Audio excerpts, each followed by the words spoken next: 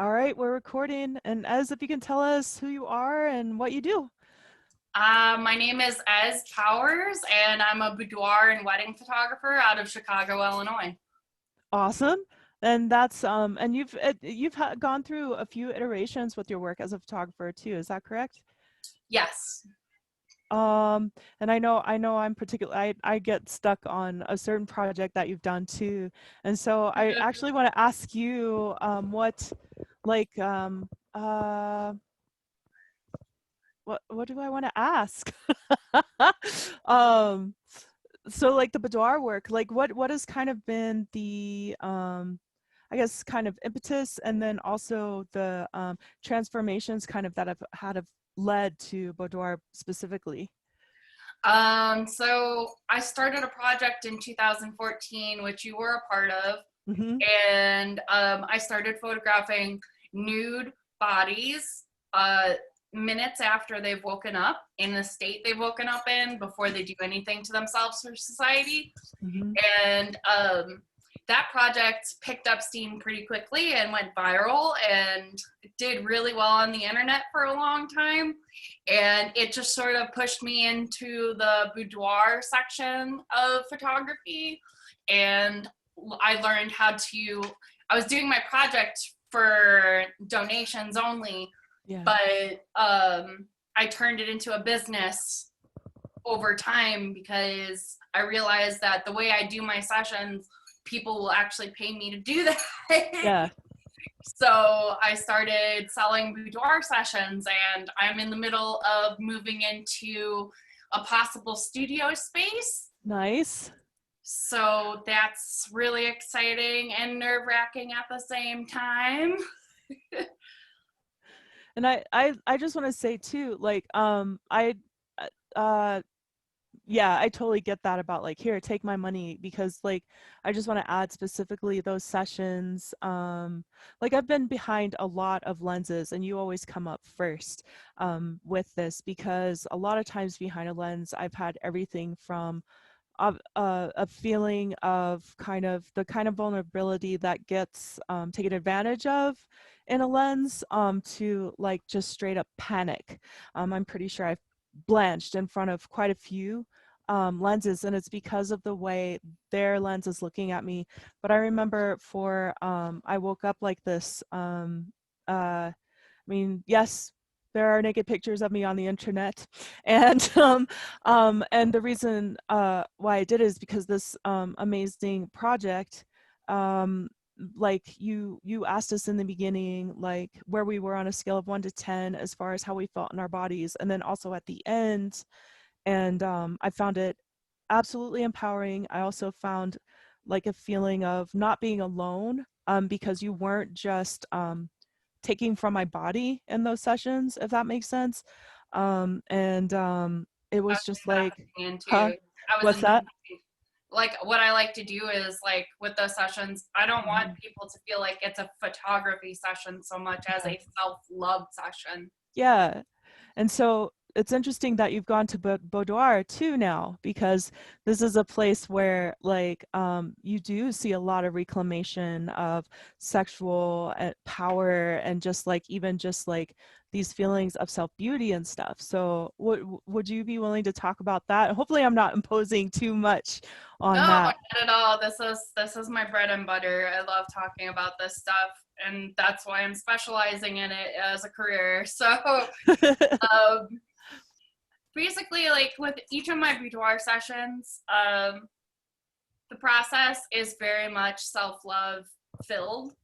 It's start from finish. Like I want to know your why and why you're here, and like what you're doing this for, so that we can focus in on that why and really put our trust and comfort into it for your Yeah. session.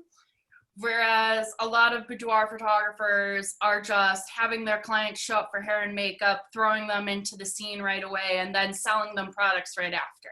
Right. And that's never been like something that's my forte. Like I've always been a salesperson, but like the genuine side of me just wants everybody to be happy.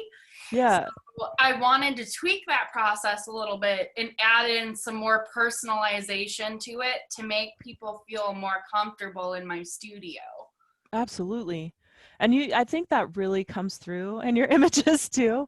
I see a lot of photographers doing boudoir, I don't know how, my French is terrible.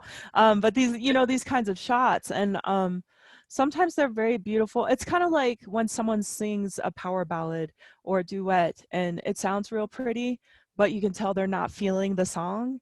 Right, like That's they're just projecting a song they've sung 100 times. Yeah, I and don't want that's people to feel like that during my sessions. I want them to feel brand new when they're done with their session. yes, and like I said, I think that comes through in all of the photos, like in every photo that you do, like whether it's very personal level, obviously the I Woke Up Like This project, your wedding photography, and also the Boudoir shots.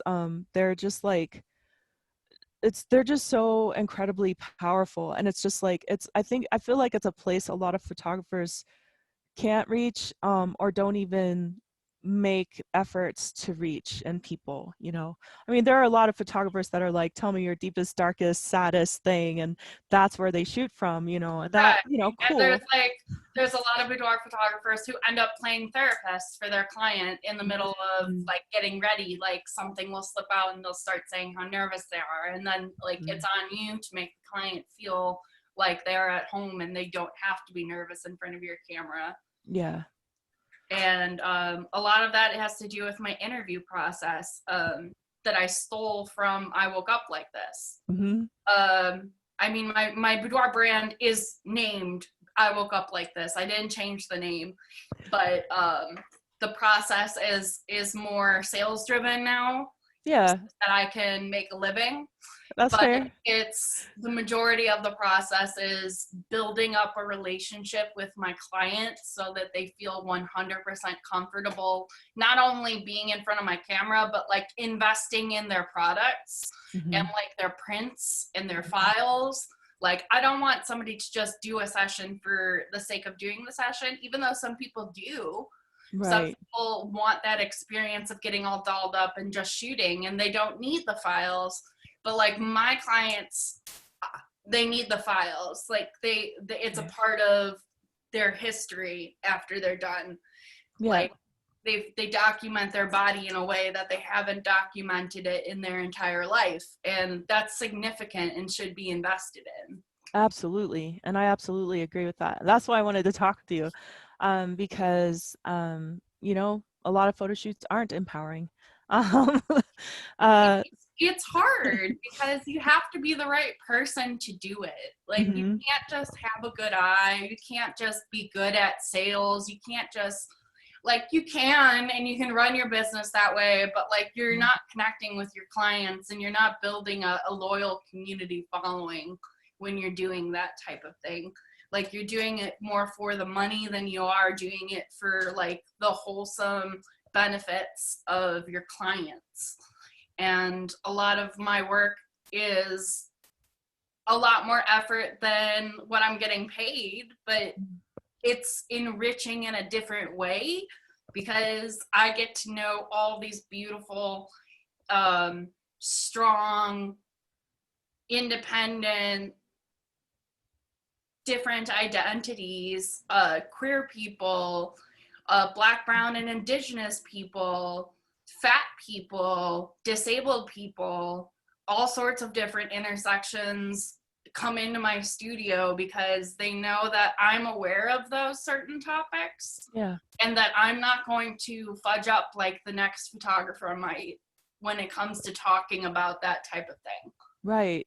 And you've done considerable work in those areas of like social justice and awareness and things like that. I mean, I see you on social media and have for a while, and treating it as this constant work that it really needs to be. And I'm just curious if you could talk about that a little bit. Like, how does that play into the actual photography, even when it's not being spoken? So my brand is built on principles of intersectionalism and fat liberation. And fat liberation theory is a radical view that fat bodies are discriminated against and marginalized in like a system of power that oppresses us. Right. And in my work, I center fat bodies a lot more than I do thin bodies because they need more attention and they need more representation in the media. And my intersectionalism leaks into all of my interviews because when you're asking somebody to identify what has impacted their self-esteem, it's not just one intersection, it's every impact that they have on their life. Like if I have a disabled Black woman with cerebral palsy come into my studio, like their story is going to be so much different than say a cis white woman in her middle 40s doing this for her husband. Right. It's not going to be the same story. And like having that knowledge about intersectionalism, I'm able to say like, let's talk about ableism. Let's talk about how your disability has impacted your self-esteem. Let's talk about all the ways that you've been treated improperly by people during photo shoots. So we can nail down what makes you most comfortable during my photo shoot. Right.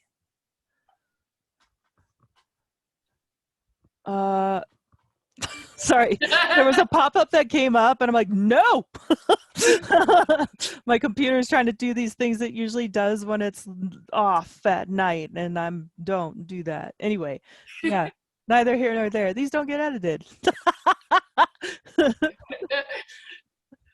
What about your wedding photography? Because I've noticed the same thing. A lot of wedding photography is very beautiful and also a little canned.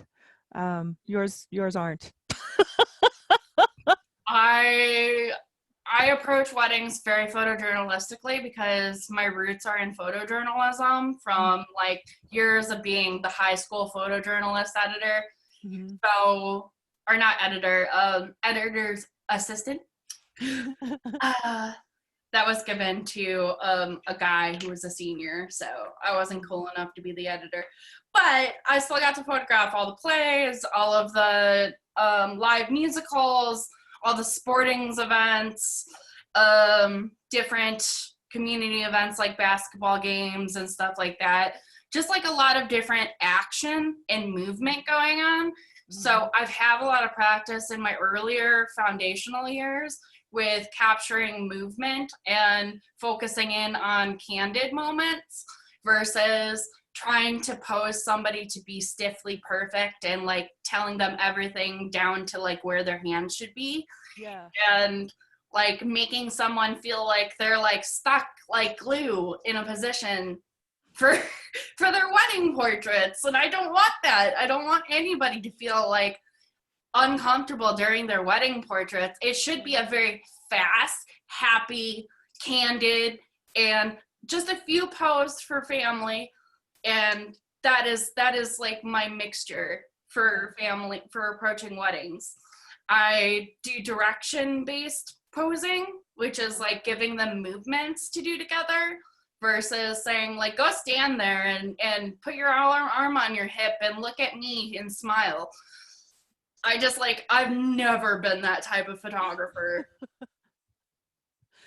I love that. I love that because it does definitely come through. So I don't know what else to say about that, but even just like kind of the techniques you use and stuff too. I think there are like, I don't know a lot about how light is used in say wedding photography versus boudoir, but like it's definitely um I just feel like it's a little different, and I can't describe how, because I take a lot of pictures on my cell phone and I don't know what those apps, I'm probably using the light in the apps out of context because I don't know what I'm doing, and so that's like the Right. little joke I have with myself. When I finally do learn some photography techniques, I can like play with that more in an ironic sense and just laugh at myself and everyone else.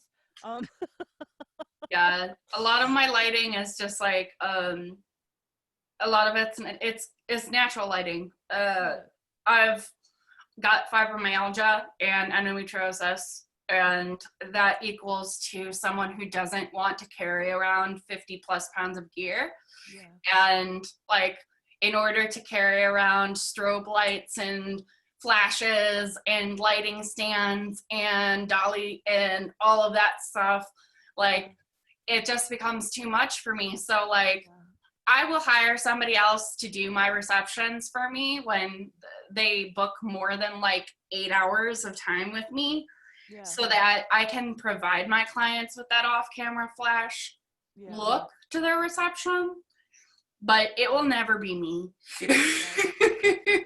I do. Because I just like, not unless I have an assistant there setting everything up for me and carrying all my gear for me. And like, I have done that at times. Like, that's definitely happened before. But as for lighting in portraits and stuff, I use Rembrandt lighting a lot, Mm-hmm. which is like an old school type of lighting for studio portraits. And I just use it with natural window light though, and it creates this painterly, shadowy effect. Yeah. And it kind of creates like artwork versus just a photograph. Right. I definitely agree with that. Um, I'm curious if you're willing to talk about like, like how do you keep going and how do you still create this amazing work with limitations? Like how do you work around those limitations or So it took whatever a they are? long time for me to figure out how to run my business with multiple pain disorders and mental illnesses. On top of endometriosis and fibromyalgia, I also have complex PTSD and schizophrenia. So those two also get in the way of running a business, as you would imagine. But over the last 4 or so years, I've completed therapy treatment, and I've been on medications that have completely controlled my symptoms, and I haven't had any relapses in 4 years now. Awesome. So the last 4 years or so, I've been refining my business to work with my disabilities, and that looks a lot like shorter days, shorter wedding packages, hiring a second shooter to take over the wedding for me after 6 hours of working, Mm-hmm. because I can't be on my feet more than like 8 hours tops. And like, that's pushing it. And that's like, I will be crippled the next day. But if I work 6 hours, it's just, it's less pain. I'm able to drive home without pain. I'm able to do the job I want to do with the energy I have versus trying to do a half-ass job Yeah. through tons of pain. Right. And most of my clients get that. Like, when I explain to them that like I am disabled, like, at first they do have some worries about like, is this person capable of shooting my wedding? Can I Right. trust them? But like, I reassure them that like, I've missed one wedding out of 300 plus in the 10 years that I've done weddings. Yeah. And that wedding was covered. So there's never been an opportunity where I could let someone down on a wedding day, because it's just something I've always prepared ahead of time for. Yeah. And I have plan A, plan B, and plan C for all wedding days, because when it comes down to people's wedding photographs, you never ever want anything to happen to them. I They imagine will people get very sue upset. the living shit out of you. Yeah. And it is not pretty. People get very personal about their wedding photos, like, reasonably. Yeah. But like, at the same time, sometimes they forget that I'm a human being and I'm just one person running this business. Right. So like, I have to remind them from time to time that this isn't a corporate business. Like, I can't refund you all your money right now, because like, it's not here. I used it to live. Yeah. It's already spent, y'all. It's already spent. Well, and I wanted to ask that question too, and thank you very much for sharing that. I wanted to ask that question because I think for most people, you know, even just the idea of like realizing that we have a disability stunts people. Like they'll just stop whatever they're doing, and I wanted to ask this because you kept going. I mean, obviously there were a lot of challenges and things like that, and figuring out how to work with your disabilities and whatnot, but you didn't stop. You kept going. And so I was curious about that process. Like, is there anything you might offer folks who, I mean, like I said, I think a lot of people just give up. It's like, well, shit, this is my life, so I can't do these things that I want to do, which you're proving is not the truth. I've my whole life I've worked, double time to make sure that I got my goals achieved. Mm-hmm. And I was an overachiever my whole life growing up Mm-hmm. and a perfectionist in school, and just so many things that I had to break through and defeat in order to become like a successful business person. But the main thing that pushed me through all of this is just the fact that like I have such a great community of followers Yeah. who encourage me to keep going and compliment my artwork and make me feel like what I'm doing is worth the struggle. Yeah. And I'm really glad for that too, because um, I like that you bring up community. That's something that I like to talk about a lot because I think um, uh, similarly, I've always been like the person who like worked really hard and did multiple things all at the same time to try to get somewhere because I got some little bug in my ear that things could be better. They didn't tell me how it could be better or that I could like create the things that I wanted to create necessarily, but it was just like, okay, let's push through this and see what's on the other side, right? Um, and it is community. I think before I didn't think I had community. And then over the last 10, 12 years or so, is the community that has kept me going for sure. It's just because like without that community, without people recognizing like, oh, you're doing some stuff and I want to see more of that, etc. It's like, you know, you often don't know because there are a lot of other folks in community who are like who might see it and they're just like, ooh, competition, when I don't know, when I don't think we should necessarily be playing like that. I truly think there's room for everyone, which I'm is I'm definitely a community over competition person. yeah. But all of my Facebook groups are like open to photographers because I can benefit off of knowing them, one, and two, Mhm. I can actually sell them my mentor sessions. So Nice. I feel like a lot of people are like looking at these new photographers and these like new people to the industry as like competition when like I see dollar Mm. signs. Yeah. And I mean that's the world we live in, right? Like we have to eat, we have to feed ourselves. And like there is also, I think, talking about community, often this missing part of mentorship. Mentorship used to always be there and really big in a lot of communities. And then I think somehow it started getting torn away where everyone's supposed to like be able to do it all by themselves. And so I don't know, I just wanted to put that in there. We need the money. We got to make money. You know, these works aren't just a hobby, and there are people with lots of questions. And as we progress in our fields, we have a different view that can help other people. And yeah, that knowledge is fucking valuable.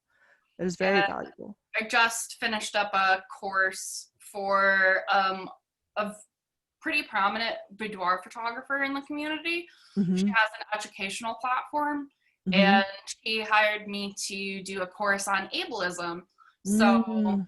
I did an entire like 12 slide course about introduction to ableism. I went over so many different things, including like history of ableism and um, identity first, prone identity first, or person first versus anything else. And I interviewed one specific person for it, a Black woman with cerebral palsy who had a lot to say about ableism and a good perspective that I could not have provided because I am white. Mm-hmm. So I made sure to pay her for her time and feature her stuff in my course, even though I'm only getting paid so much. Like, I'd rather do it the right way and pay people for their time than like mooch off of them and just like take credit for the wokeness. I just, it feels real icky to me to do it that way. So. And thank you for that. I think we need more examples of that in all of the creative communities. There are a lot of characters, I call them, in like say the writing community, who are always touting their wokeness and, hey, look at me, look what I'm doing so great, you know, like, never giving any credit to anyone else that has helped them, but always offering to help people. It's one of my pet peeves in the community. So I don't know. Thank you for not being that. I want to say you're welcome, but I also feel like it's just like something I should be doing. Yeah. Yeah. Absolutely.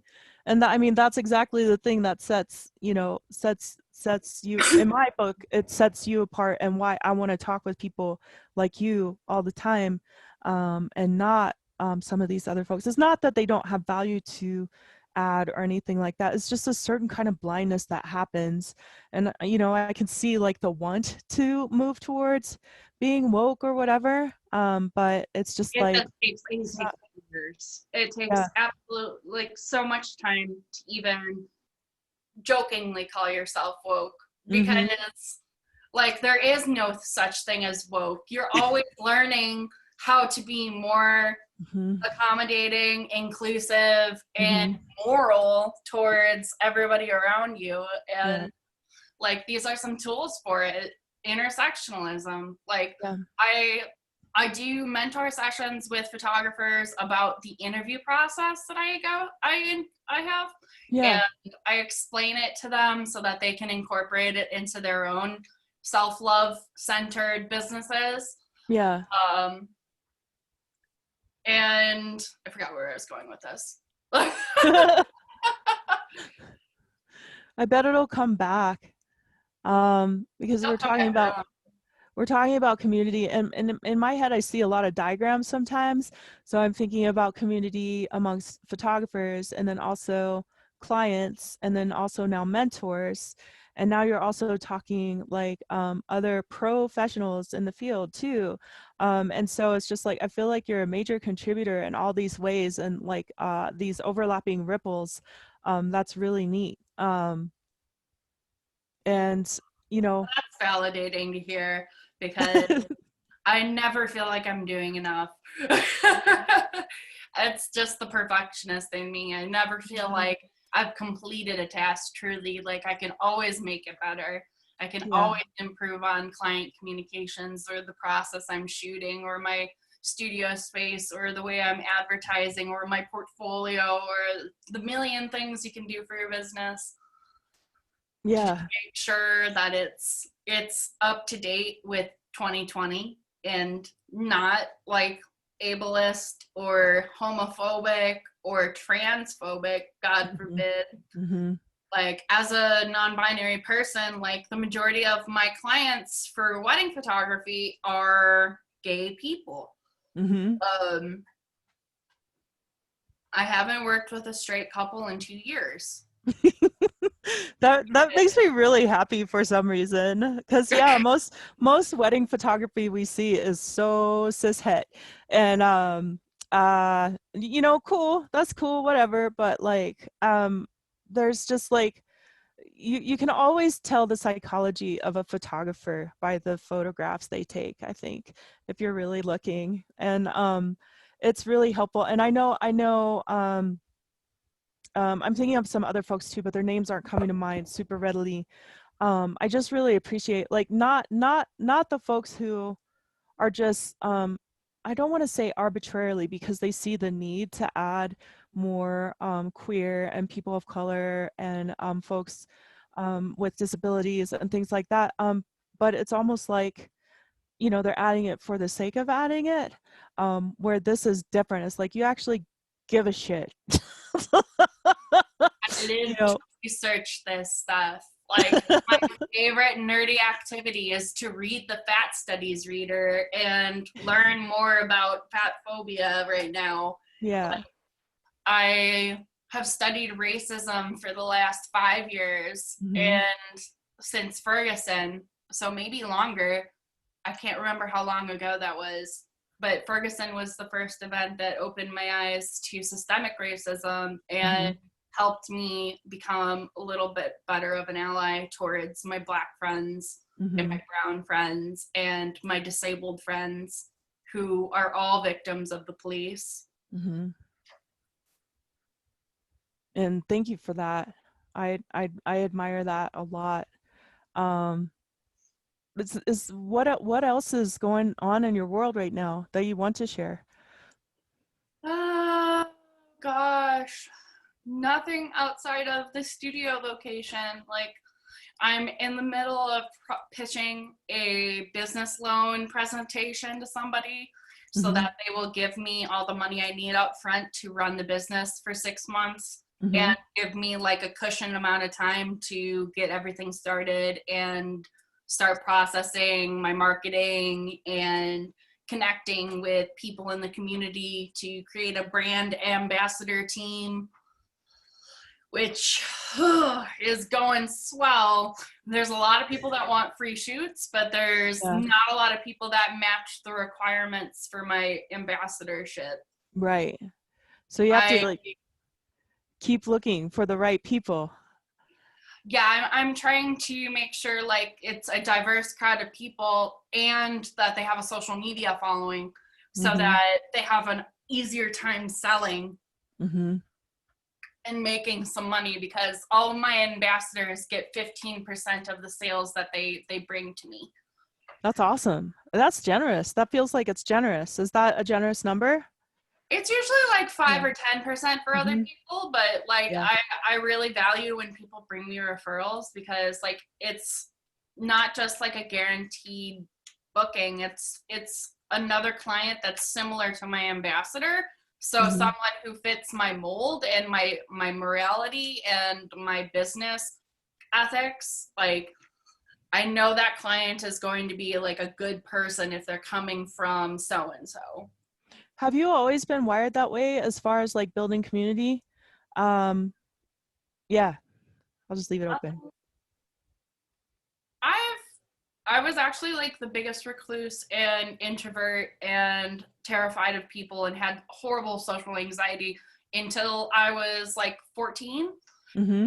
And like from there, I started to realize that it was safe to be in a community again, because I had been bullied throughout most of my childhood. Hmm. And I had to switch schools for high school because of how severe the bullying had gotten at the other school. Hmm. And since then, I just had this taste in my mouth where it's like nobody gets left out. And everybody's feelings are valid to a certain degree. Yeah. And we all deserve second chances, unless you're a cis het white man in my group sexualizing people, then you get the boot right away. Yeah. You're like, no, we're not dealing with this right now. I was like, something we were talking about earlier reminded me. I have this sheet of paper on my desk. I don't know if you know who Lady Speech Sankofa is, but she always has like these sayings, and she's like a poet, kind of a priestess, and just very like fierce about it and stuff, and just like really kind of an amazing person. And it was funny because when we were talking about like, you know, like working so hard and like actually having like this clear vision of what you want to do despite whatever challenges, right?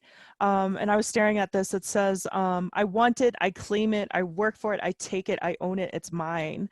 And so I've just had it sitting here on my desk, you know, because I think in a lot of ways, like my work has been like just spinning my wheels, and I don't think that I understood that the things that I want in my life, I could actually make happen, you know, it's Right. like, and also in alignment with my own moral compass too. I think especially as like someone who presents as female and a person of color, I am often told that I need to lay aside my personal interests for everybody else. Pretty much You're like, told you down know, to say your emotions and stuff it mhm. into a bottle and never express any kind of discern for anything. Right. And then like always like, you know, don't go against the grain or anything like that. But that's the thing. I think that's my nature, is to push against the boundary and to go my own way. And that's not to say not without community, because I wouldn't be where I'm at without community.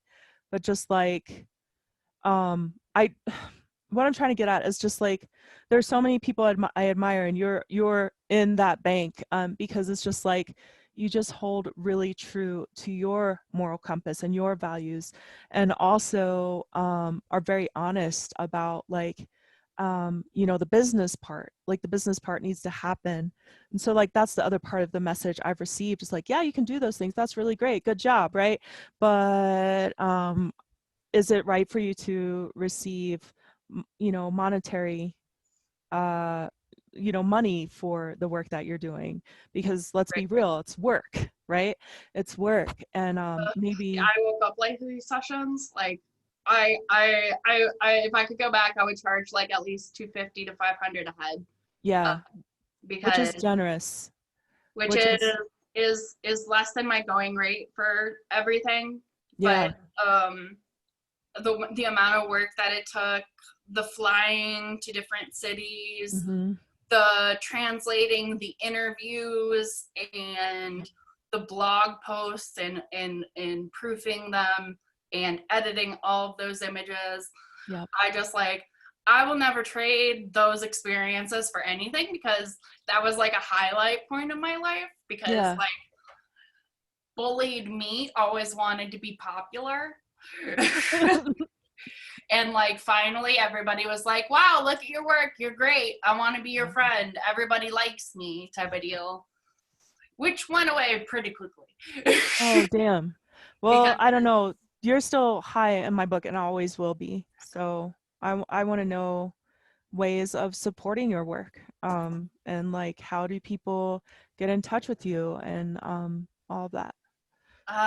so you can look up As Powers Photography on Google, and if you've shot with me, leave a review under the Google reviews. And if you are thinking of shooting with me, click on my website and follow the prompts for wedding photography. If you're looking for boudoir photography, there's a different website for that, and maybe you can provide a link or something alongside this video to make it easier for people to, Absolutely. but it's IWULT project.com. It's the initials for I Woke Up Like This project.com. Yeah. And you can inquire from there and book your session with me in one of our downtown Chicago studios, or potentially in the next few months, I'm going to be setting up in a mansion in the suburbs of Chicago with Nice. 3 stories and all historically, like all of the interior is 100% real. Like Wow. it's original. Mm-hmm. So all the crown molding is there. Like the windows go from ceiling to floor. There's old furniture that they have there to stage the place. That's like vintage 1800s bed frames and just so many chairs to sit in. there's endless opportunities in the studio in location that I'm looking at right now and trying to make work.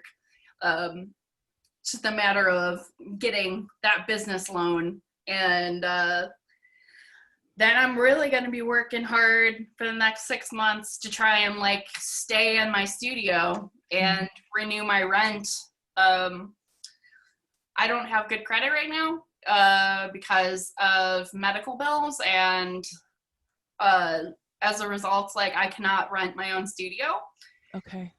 But I'm hoping that with this loan, I can take all the money for 6 months of rent up front and offer it to them, and hopefully they will bend the rules for me to stay there since everything's paid in full.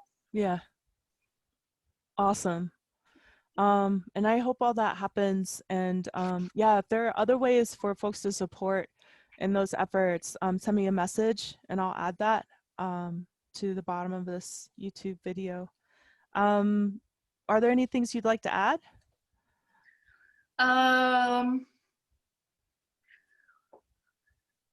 Just be kind to people with mental illness. Be kind to people with disabilities. Their lives are already so much more difficult than you could imagine if you're living in a neurotypical body and you've never experienced even just severe mental illness. Like as someone with schizophrenia, a lot of people underestimate me. A lot of people think that I'm not in reality, and a lot of people think that I'm incapable of doing my job. But I've proven them wrong for the last 10 years, and the last 4 years, even with the onset of the schizophrenia, like I still did my job perfectly. So those people can't say shit. Yeah. but like just like have empathy for people that like live with disabilities and accommodate them. Do not turn them away as business providers because you're afraid they can't do the job like an able-bodied person. Thank you for that. And that's, I absolutely agree with that as well. It's a terrible, and it's constant work for all of us to keep learning how to have empathy for each other. Right. Yeah, it's not a destination. We got to keep doing the work. Right. I will always do the work. Thank you. I'm going to go ahead and close this up if that feels good. That sounds good.